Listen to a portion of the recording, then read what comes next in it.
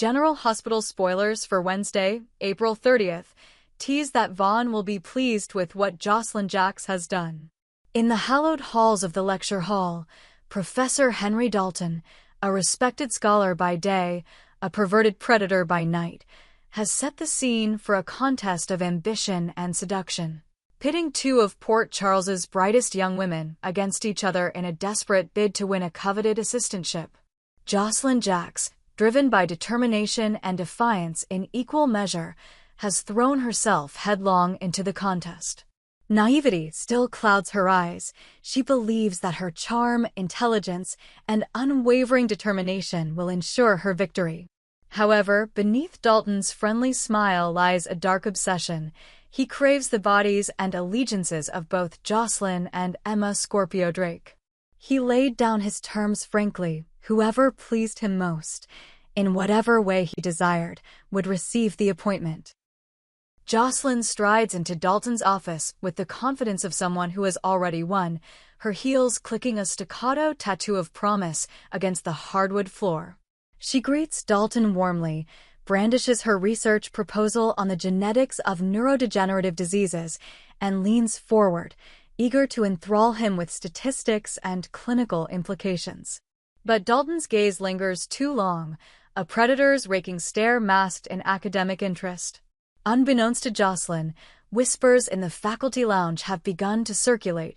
Dalton's lectures on neurobiology are merely a lure, casting a net to ensnare impressionable students. Across campus, Emma Scorpio Drake sharpens her rhetorical claws, preparing her own pitch, a groundbreaking approach to gene therapy that could revolutionize prenatal diagnostics. Emma, raised in the shadow of her grandmother Anna Devane's legacy, carries with her an unspoken wariness of powerful men who promise greatness. She senses the undercurrents in Dalton's compliments, but she needs this assistantship as badly as Jocelyn does. In her world, one defined by secrecy, hidden agendas, and the looming specter of her family's enemies, she cannot afford to walk away. When Dalton summons both young women into the same room, the air crackles with electric tension. He delivers his ultimatum: the position goes to whatever one of you is willing to give me. Show me you can please me. The words hang between them like a guillotine's blade. Jocelyn's face flushes at the implication. Emma's jaw clenches against the surge of indignation and fear. Yet, equally raw is their professional hunger. Each girl imagines herself triumphant. Jocelyn sees the prestige of Dalton's mentorship lifting her out of Windmere's social shadows. Emma sees a chance to prove that her Scorpio Drake ingenuity surpasses any family legacy. And so begins a clandestine duel, a rivalry that requires neither guns nor fists but something more intimate, more violating. Outside the door, Vaughn's approval smolders. He trusts Jocelyn's cunning, and he is already picturing his protégé basking in Dalton's twisted favor. Meanwhile, in a very different shadow play, Jordan Ashford's life hangs in the balance. Fresh from her partnership with the PCPD's cybercrime unit, she has gathered damning digital evidence against Jen Sidwell, a man whose charming smile conceals a ruthless willingness to traffic in death and corruption. Jordan's latest lead takes her to an abandoned warehouse on the docks, her flashlight cutting through the fog of betrayal as she searches Sidwell's hidden cache of documents. But Sidwell has anticipated her every move.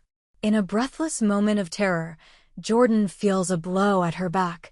She collapses, the flashlight skittering across the concrete floor, its beam dancing like a dying star. Sidwell stands over her, eyes glittering with triumphant malice. Curtis Ashford races to his ex-wife's last known location the moment Jordan's car fails to check in. He bursts through a side door only to find Jordan unconscious and Sidwell's laughter echoing in the cavernous space. Curtis lunges forward, only to be held back by two hired brood enforcers. His voice cracks with desperation as he pleads with them to release Jordan, but they are loyal to Sidwell's cause. By the time Jason Morgan arrives, tipped off by Curtis's frantic call, Jordan lies bleeding and battered, her case file torn to shreds nearby. Jason intervenes with ruthless efficiency, sending Sidwell's goons sprawling and carrying Jordan to safety. Yet Sidwell remains unbowed. His vendetta against Jordan has only deepened because she possesses key evidence of his most heinous crimes. As Jordan fights for her life in the hospital, another figure watches from the shadows, Isaiah Gannon. A former protege of Jordan's, Isaiah's allegiance has appeared unshakable until now. Some whispered that he struck a clandestine deal with Sidwell, selling out his mentor's trust for promises of power and protection. In the hallway outside Jordan's ICU room, Isaiah stands silent, guilt flickering across his features as he contemplates the memory chip he destroyed, the one containing Jordan's irrefutable proof. If he is truly Sidwell's secret accomplice, then his betrayal will cut deeper than any physical wound. What motive drives him? Fear for his own life or a darker loyalty to Sidwell's criminal empire? And will his final act be to deliver the death blow to Jordan's hopes or to revive the sliver of conscience that might yet save her? At the center of these converging storms is Anna Devane. Determined to protect her granddaughter Emma and to expose Dalton's sinister designs, Anna has resumed her old life as an investigator. She pores over Dalton's academic record, interviews his former students, and uncovers a pattern of disappearances and hushed settlements. As she tracks his movements through campus security footage, a chilling realization settles over her. Dalton's depravity extends beyond mere assault. He has long cultivated a secret laboratory on campus where he conducts unorthodox experiments under the guise of research. Anna's heart pounds as she pieces together the evidence. She knows she must intervene before Jocelyn or Emma steps over a line from which there is no return. Far from the academic carnage at Port Charles University, Gio Palmieri receives a coded message in an encrypted email. Sonny Corinthos' condition has taken a sudden turn for the worse. Always indebted to Sonny's financial backing. When Joe's investments teetered on collapse, Sonny quietly cleared his debts. Gio feels an immediate surge of guilt and concern. He plans to charter a flight to Los Angeles, where Sonny lies recuperating after a mysterious complication during heart surgery. But before he can book his passage, a terse warning arrives via a trusted intermediary: stay away. If you value your life, don't come. Panic and frustration war within him. How can he protect his friend if he cannot even see him? The City of Angels feels miles away, and yet every breath Gio draws is heavy with fear. Back in Port Charles proper, tensions ignite between Drew Kane and Portia Robinson. Drew, consumed by rage at Nina Reeves for setting him up in that scandalous infidelity video, exerts a brutal threat: fabricate evidence against Nina that will discredit her completely, or Drew will see to it that Curtis, the man Portia still calls her husband, loses everything.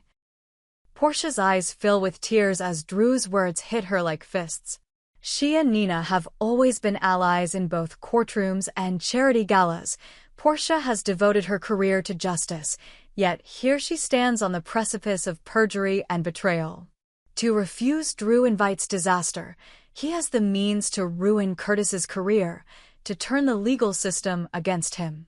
Torn between her principles and her love for her daughter, Portia finds herself trapped in a moral labyrinth, forced to weigh the safety of her family against the crushing burden of complicity in a lie.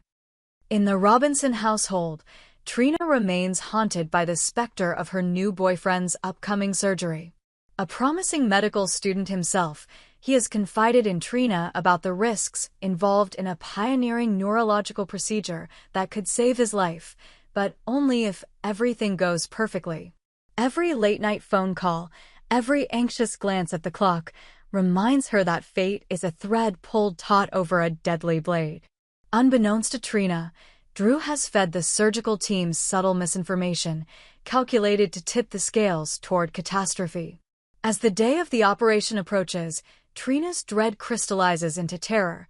She feels the world narrowing to a single outcome: the worst. As these disparate threads entwine, the undercurrents of power, desperation, and deceit converge on Port Charles's shadowy shores. Vaughn's warm praise for Jocelyn's ruthless tactics echoes through the campus corridors, even as Anna Devane races to intercept the professor's next move.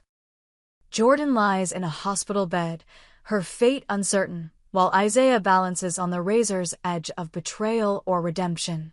Elsewhere, Gio wrestles with a choice between loyalty and self-preservation, and Portia Robinson contemplates a felony that could shatter her moral compass. Overhead, the city's skyline seems indifferent as lives are bent and broken by ambition's hunger. In the final hours before each crisis reaches its apex, Port Charles's inhabitants must confront the price of survival. Will Jocelyn and Emma emerge triumphant, or will Professor Dalton's secret lab claim another victim? Can Jordan's spirit endure long enough for justice to prevail, or will Isaiah's final betrayal seal her doom? Will Gio find a way to reclaim his courage and face Sunny's peril? And can Portia and Trina uncover the corruption at the heart of Drew's vendetta before the operating theater's doors close for good? Jocelyn's victory lap is short-lived. As she strides across the quad, her phone buzzes with a curt message from Vaughn, "Be ready tonight." His brevity sends a chill through her veins. She freezes beneath the ancient oak, her triumph suddenly sour. What has he seen? What has he arranged? Her mind replays every moment in Dalton's office, his silken words, the heat of his gaze.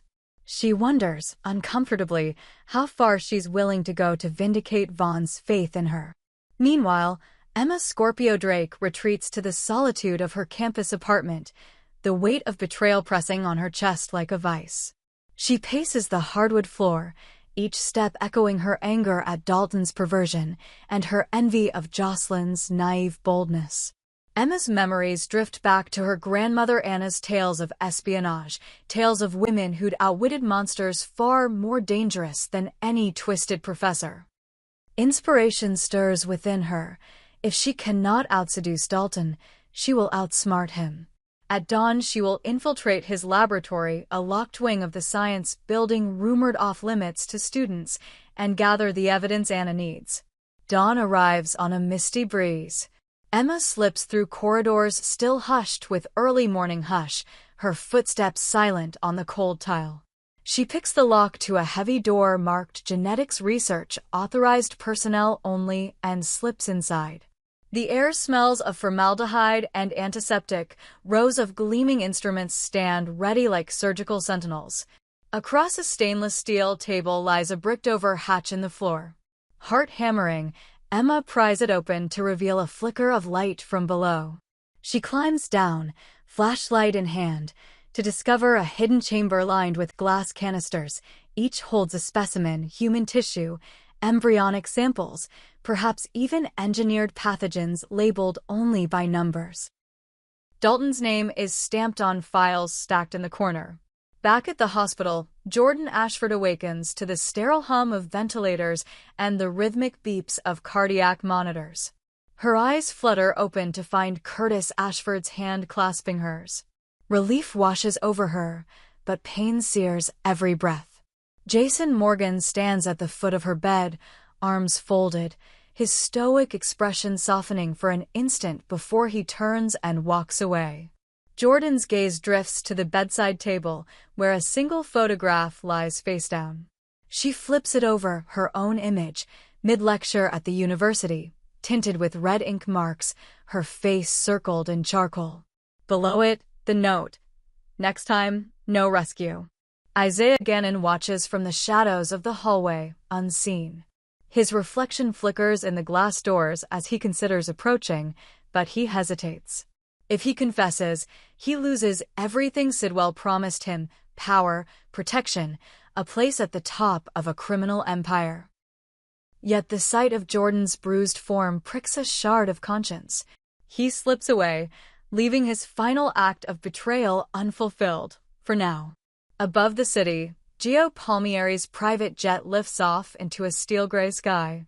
He presses his forehead to the window, watching Port Charles recede into the distance. His mind replays every favor Sunny ever bestowed, the loans, the introductions, the whispered warnings that saved Joe's career more than once. He's forced into exile by unseen threats, anonymous calls, a bullet through his family's car, but in his heart, he knows he must return. As Los Angeles draws near, he resolves that no force on earth will stop him from reaching Sonny's bedside. In Portia Robinson's house, the weight of Drew Kane's demand crushes her.